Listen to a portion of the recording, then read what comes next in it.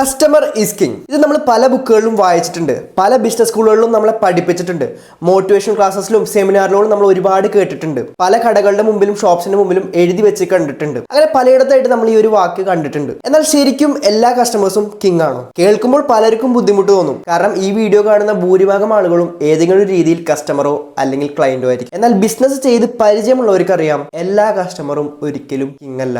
എല്ലാ കസ്റ്റമറിനെയും ഒരിക്കലും ഒരേ രീതിയിൽ ട്രീറ്റ് ചെയ്യേണ്ട ആവശ്യമില്ല. ചില കസ്റ്റമേഴ്സ് ഉണ്ട്, അവർക്ക് നമ്മൾ എന്തൊക്കെ എക്സ്ട്രാ കൊടുത്താലും, അതിപ്പോൾ പ്രൊഡക്റ്റ് ആയിക്കോട്ടെ സർവീസ് ആയിക്കോട്ടെ, അവർ ഒരു സിറ്റുവേഷന് വേണ്ടി കാത്തിരിക്കും.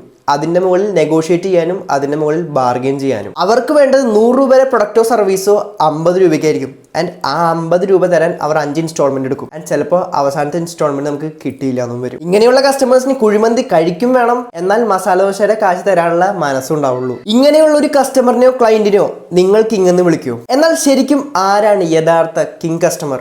ബിസിനസ് ബുക്കുകളും ബിസിനസ് ചെയ്ത എക്സ്പീരിയൻസ് ഉള്ള ആളുകൾ പറയുന്നത്, ഒരു യഥാർത്ഥ കസ്റ്റമർ എന്ന് പറഞ്ഞു കഴിഞ്ഞാൽ പ്രൊഡക്റ്റിന്റെയും സർവീസിന്റെയും വാല്യൂ മനസ്സിലാക്കുന്ന ആളാണ്. അതിന്റെ പ്രൈസ് മനസ്സിലാക്കി അത് റീസണബിളി പേ ചെയ്യാൻ തയ്യാറായിട്ടുള്ള ആളാണ്. നിങ്ങളെ വളരാനും നിങ്ങളുടെ കൂടെ വളരാനും തയ്യാറായിട്ടുള്ള ആളാണ് യഥാർത്ഥ റിയൽ കിങ് കസ്റ്റമർ. ആൻഡ് ഇങ്ങനെ ഒരു കസ്റ്റമർ ആയിരിക്കും നിങ്ങളുടെ ബ്രാൻഡിനെ വളരാൻ സഹായിക്കുക. അവർ വെറും ഒരു കസ്റ്റമർ മാത്രമായിരിക്കില്ല, നിങ്ങളുടെ ബിസിനസിന്റെ ഗ്രോത്ത് പാർട്ട്ണർ കൂടിയായിരിക്കും. ഇപ്പോൾ നിങ്ങൾക്ക് മനസ്സിലായില്ലേ കസ്റ്റമേഴ്സ് പലതരമുണ്ടെന്ന്? യെസ്, കസ്റ്റമേഴ്സ് 4 തരമുണ്ട്. നമ്മൾ ഈ ഒരു വീഡിയോയിൽ ഓരോ കസ്റ്റമറിനെ കുറിച്ച് ഡീറ്റെയിൽ ആയിട്ട് പഠിക്കും. ആൻഡ് ഓരോ കസ്റ്റമറിനെ എങ്ങനെ ഡീൽ ചെയ്യണം എന്നും പഠിക്കും. സോ ഇൻഡസ്ട്രി ചാനലിൽ നമ്മൾ പല രീതിയിലുള്ള ബിസിനസ് റിലേറ്റഡ് വീഡിയോസ് നമ്മൾ ഡിസ്കസ് ചെയ്യാറുണ്ട്. അതിൽ നമ്മൾ പല ഇൻഡസ്ട്രീസിനെ കുറിച്ച് സംസാരിക്കും, പല ബിസിനസിനെ കുറിച്ച് സംസാരിക്കും, പല കേസ് സ്റ്റഡീസ് ഉണ്ടാവും. ബിസിനസിനെ എങ്ങനെയൊക്കെ ഇംപ്രൂവൈസ് ചെയ്യാം, എങ്ങനെയൊക്കെ ബെറ്റർ ഐഡിയാസ് എക്സിക്യൂട്ട് ചെയ്യാം, മാർക്കറ്റിങ്ങിനെ കുറിച്ചും സെയിൽസിനെ കുറിച്ചും ഓപ്പറേഷൻസിനെ കുറിച്ചും ലീഡ്സിനെ പറ്റിയും സ്റ്റാർട്ടപ്പ് വേൾഡിൽ എന്തൊക്കെ നടക്കുന്നു, പുതിയ പ്രൊഡക്ട്സ് എന്തെല്ലാം, ഇങ്ങനെ എല്ലാ രീതിയിലുള്ള ബിസിനസ് റിലേറ്റഡ് വീഡിയോസ് നമ്മൾ ഈ ചാനലിൽ ഡിസ്കസ് ചെയ്യാറുണ്ട്. സോ ബിസിനസ് ഓൾറെഡി ചെയ്യുന്നവരും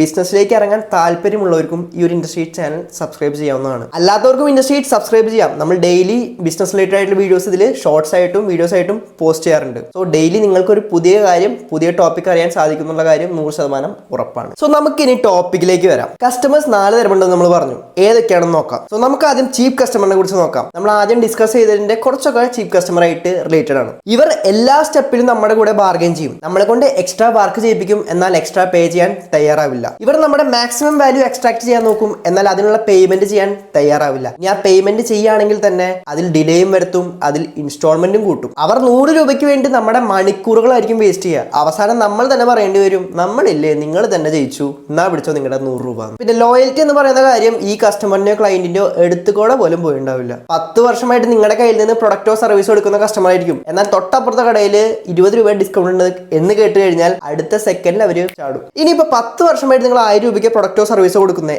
എന്നാൽ ഇൻഫ്ലേഷനെ തുടർന്ന് നിങ്ങൾ ഒരു 50 രൂപ കൂട്ടിയാൽ അപ്പോഴും ഈ ടൈപ്പ് കസ്റ്റമേഴ്സ് ചാടും. ഇങ്ങനത്തെ ഒരു ടൈപ്പ് കസ്റ്റമറോ ക്ലയന്റോ നമുക്കുണ്ടെങ്കിൽ അവർ ഉറപ്പായും നമ്മുടെയും നമ്മുടെ ടീമിന്റെയും എനർജിയും വേസ്റ്റ് ആക്കും, ടൈമും വേസ്റ്റ് ആക്കും. ഇങ്ങനത്തെ ചീപ്പ് കസ്റ്റമേഴ്സ് ഒരിക്കലും നമ്മുടെ വർക്കിന് വാല്യൂ തരില്ല, അതോടൊപ്പം നമ്മൾ ചെയ്യുന്ന വർക്കിനെ അപ്രീഷിയേറ്റ് ചെയ്യാനും തയ്യാറാവില്ല. അവർക്ക് എപ്പോഴും ഉണ്ടാവുക കൂടുതൽ ഡിമാൻഡുകളായിരിക്കും, അതിനോടൊപ്പം കംപ്ലൈന്റുകളായിരിക്കും. ഇങ്ങനെ ഒരു കസ്റ്റമറിന്റെ കയ്യിൽ നിന്ന് കോംപ്ലിമെന്റ് കിട്ടുന്നതും കാക്ക മഴന്നു പറക്കുന്നതും ഒരേപോലത്തെ കാര്യം. കാരണം ഒരിക്കൽ അവർ കോംപ്ലിമെന്റ് തന്നു കഴിഞ്ഞാൽ നമ്മൾ പ്രൊഡക്റ്റിന്റെയോ സർവീസിന്റെയോ പ്രൈസ് കൂട്ടുമെന്നുള്ള പേടി ഉണ്ടാവും അവർക്ക്. ആൻഡ് നിങ്ങൾക്ക് ഒരിക്കലും ഇങ്ങനത്തെ ടൈപ്പ് കസ്റ്റമറിൽ നിന്ന് പ്രോഫിറ്റ് ജനറേറ്റ് ചെയ്യാൻ സാധിക്കില്ല. ഇതിനെ ഞാനൊരു എക്സാമ്പിളിലൂടെ പറഞ്ഞുതരാം. എക്സാമ്പിൾ മാത്രമായിട്ട് കണ്ടാൽ മതി. സപ്പോസ് നിങ്ങൾ ഒരു 100 രൂപയുടെ പ്രൊഡക്റ്റോ സർവീസോ കൊടുക്കുന്നു, നിങ്ങൾ അതിൽ നിന്ന് ജനറേറ്റ് ചെയ്യുന്നത് 10 രൂപയുടെ പ്രോഫിറ്റ് ആണ്. ആദ്യമേ ഇവർ 100 രൂപയുടെ പ്രൊഡക്റ്റിനെ ബാർഗെയിൻ ചെയ്ത് 95 ആക്കും. സോ നിങ്ങളുടെ പ്രോഫിറ്റ് എത്രയാണ്?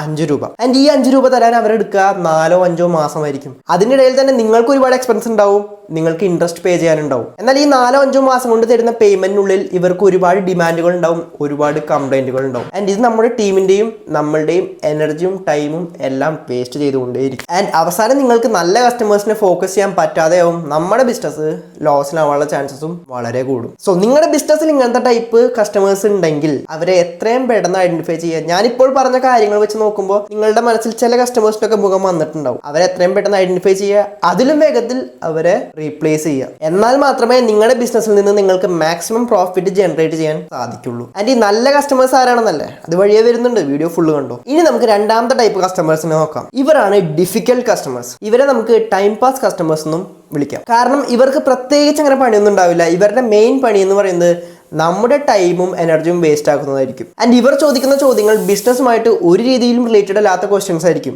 ആൻഡ് അത് വീണ്ടും വീണ്ടും റിപ്പീറ്റ് ചെയ്ത് ചോദിച്ചുകൊണ്ടേയിരിക്കും, നമ്മുടെ ടൈമും വേസ്റ്റ് ആക്കിക്കൊണ്ടേയിരിക്കും. ഇവർ നമ്മുടെ ഷോപ്പിലേക്കോ ഓഫീസിലേക്കോ ഫാക്ടറിയിലേക്കോ കയറി വരിക യാതൊരു രീതിയിലുള്ള അപ്പോയിന്റ്മെന്റ് ഇല്ലാണ്ടായിരിക്കും. ആൻഡ് പ്രൊഡക്റ്റീവായിട്ട് യൂസ് ചെയ്യാൻ പറ്റുന്ന മണിക്കൂറുകളായിരിക്കും ഇവർ കാരണം നമുക്ക് വേസ്റ്റ് ആവുക. ഇവർ രാത്രിയോ പകലോ ഒന്നും ഇല്ലാണ്ടായിരിക്കും നമ്മളെ കോൾ ചെയ്തുകൊണ്ടിരിക്കുക. ആൻഡ് എന്തെങ്കിലും കാരണം കൊണ്ട് നമുക്ക് കോൾ എടുക്കാൻ പറ്റിയില്ലെങ്കിൽ അതിനെ ഒരു ഇഷ്യൂ ആക്കാനും ഇവർ മടിക്കില്ല. എന്നാൽ ഇവർ ചീപ്പ് കസ്റ്റമേഴ്സിനെ പോലെ ക്യാഷ് തരാൻ അധികം മടി ഉണ്ടാവില്ല. അതുകൊണ്ട് തന്നെ കുറച്ചൊക്കെ നമ്മൾ ഇവരെ ടോളറേറ്റ് ചെയ്യും. ചീപ്പ് കസ്റ്റമേഴ്സിന്റെ കാര്യം നമ്മൾ പറഞ്ഞല്ലോ, അവർ ക്യാഷും തരില്ല, നമ്മുടെ ടൈമും വേസ്റ്റ് ആയിക്കൊണ്ടേയിരിക്കും. എന്നാൽ ഡിഫിക്കൽട്ട് കസ്റ്റമേഴ്സിന്റെ കാര്യത്തിൽ ക്യാഷ് ഒക്കെ ഉണ്ടാവും, എന്നാൽ ടൈമും എനർജി ഇങ്ങനെ പോയിക്കൊണ്ടേയിരിക്കും. ഇങ്ങനത്തെ ഒരു കസ്റ്റമർ നിങ്ങളുടെ ബിസിനസ്സിൽ ഉണ്ടെങ്കിൽ ഇവരെ നിങ്ങൾ എങ്ങനെ ഡീൽ ചെയ്യും? കമന്റ് ചെയ്യും. ഇനി നമുക്ക് മൂന്നാമത്തെ ടൈപ്പ് കസ്റ്റമറിനെ നോക്കാം. ഇവരാണ് സൊഫിസ്റ്റിക്കേറ്റഡ് കസ്റ്റമർ അല്ലെങ്കിൽ കിങ് കസ്റ്റമർ. ഇവരെ കിങ് കസ്റ്റമർ എന്ന് വിളിക്കുന്നതിന്റെ കാരണം ഇവർ നമ്മൾ കൊടുക്കുന്ന പ്രൊഡക്റ്റ് ആയാലും സർവീസ് ആയാലും അതിനെ മനസ്സിലാക്കി അതിനെ റീസണബിളി പേ ചെയ്യാൻ തയ്യാറായിട്ടുള്ള ആളുകളായിരിക്കും. ഇവർ അൺനെസസറി ബാർഗെയിൻ ചെയ്യില്ല, ആവശ്യമുള്ള കാര്യത്തിന് മാത്രമേ ഇവർ ബാർഗെയിൻ ചെയ്യുള്ളൂ. ഇവർ നമ്മൾ കൊടുക്കുന്ന പ്രൊഡക്റ്റിനെയും സർവീസിനെയും കുറിച്ച് ഡീറ്റെയിൽ ആയിട്ട് മനസ്സിലാക്കിയിട്ടുണ്ടാവും. ഇനി പ്രൊഡക്റ്റിനെ കുറിച്ചോ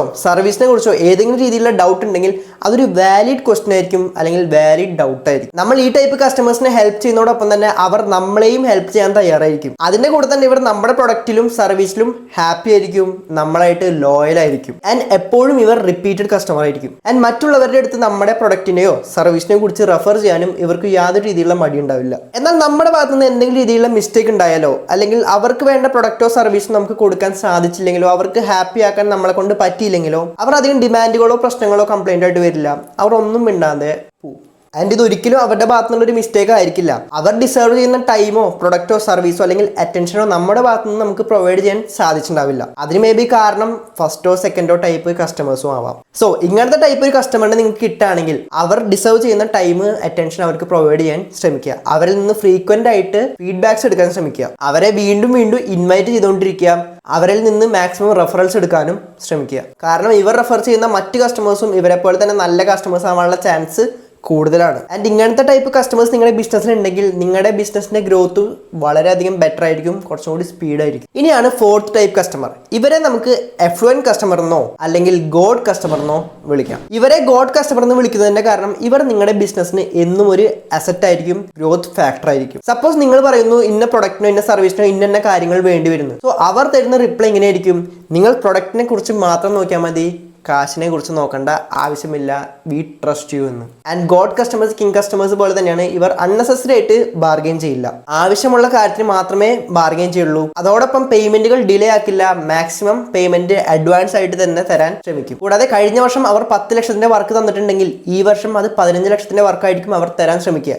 അടുത്ത വർഷം അത് 20 ആവും, അടുത്ത വർഷം 25 ആവും. അവർ അവരുടെ ബിസിനസ്സിൽ വളർന്നത് കൂടെ തന്നെ നിങ്ങളുടെ ബിസിനസ് വളർത്താനും നിങ്ങളെ സഹായിക്കും. കൂടാതെ ഇവർ നിങ്ങളെ എക്സ്പെരിമെന്റ്സ് ചെയ്യാൻ നിങ്ങളെ പ്രൊമോട്ട് ചെയ്യും, നിങ്ങളെ എൻകറേജ് ചെയ്യും. അതോടൊപ്പം തന്നെ നിങ്ങൾ ചെയ്യുന്ന വർക്കിനെ അപ്രിഷിയേറ്റ് ചെയ്യാനും ഇവർ തയ്യാറായിരിക്കും. ആൻഡ് ഇവർ നോക്കുന്ന മെയിൻ കാര്യം 100% ക്വാളിറ്റി ആയിരിക്കും. അതിപ്പോൾ പ്രൊഡക്റ്റ് ആയിക്കോട്ടെ സർവീസിലായിക്കോട്ടെ. ഇങ്ങനത്തെ ടൈപ്പ് കസ്റ്റമേഴ്സ് നിങ്ങൾ പ്രൊഡക്റ്റിന്റെയോ സർവീസിന്റെയോ പ്രൈസ് കൂട്ടിയാൽ കൂടി അത് പേ ചെയ്യാൻ തയ്യാറായിരിക്കും, ഇഫ് നിങ്ങൾക്ക് അവർ എക്സ്പെക്ട് ചെയ്യുന്ന ക്വാളിറ്റി പ്രൊവൈഡ് ചെയ്യാൻ സാധിച്ചാൽ. സോ ഇനി നിങ്ങൾ പറ, നിങ്ങളുടെ ബിസിനസ്സിലുള്ള കസ്റ്റമേഴ്സോ ക്ലയൻസോ എങ്ങനത്തെ രീതി കസ്റ്റമേഴ്സ് ആണെന്ന്, അവരെ നിങ്ങൾ എങ്ങനെ ഡീൽ ചെയ്യുന്നത് കമന്റ് ബോക്സിൽ മെൻഷൻ ചെയ്യാൻ മറക്കണ്ട. സോ നിങ്ങളുടെ ബിസിനസ്സിൽ ചീപ്പോ ഡിഫിക്കൽട്ട് കസ്റ്റമേഴ്സോ ഉണ്ടെങ്കിൽ അവരെ എത്രയും പെട്ടെന്ന് സോഫിസ്റ്റിക്കേറ്റഡ് കസ്റ്റമേഴ്സ് ആയിട്ടും എഫ്ലുവന്റ് കസ്റ്റമേഴ്സ് ആയിട്ടും റീപ്ലേസ് ചെയ്യാൻ ശ്രമിക്കുക. എന്നാൽ മാത്രമേ നിങ്ങൾക്ക് ബെറ്റർ ഗ്രോത്ത് ഉണ്ടാവുള്ളൂ, ബെറ്റർ പ്രോഫിറ്റ് ജനറേറ്റ് ചെയ്യാൻ സാധിക്കുള്ളൂ. അതോടൊപ്പം നിങ്ങളുടെ ടൈമും എനർജിയും എല്ലാം സേവ് ചെയ്യാനും സാധിക്കും. സോ വീഡിയോ ഇഷ്ടപ്പെട്ടാൽ അത് കമന്റ് ബോക്സിൽ മെൻഷൻ ചെയ്യാൻ മറക്കണ്ട. അതോടൊപ്പം ഒരു ലൈക്കും തരാം. കൂടാതെ ഇതുപോലെ ബിസിനസ് റിലേറ്റഡ് വീഡിയോസിനായിട്ട് ഇൻഡസ്ട്രി ചാനൽ സബ്സ്ക്രൈബ് ചെയ്യാം. ഞാൻ അച്യുതൻ ഫ്രം ഇൻഡസ്ട്രി ഗേറ്റ്.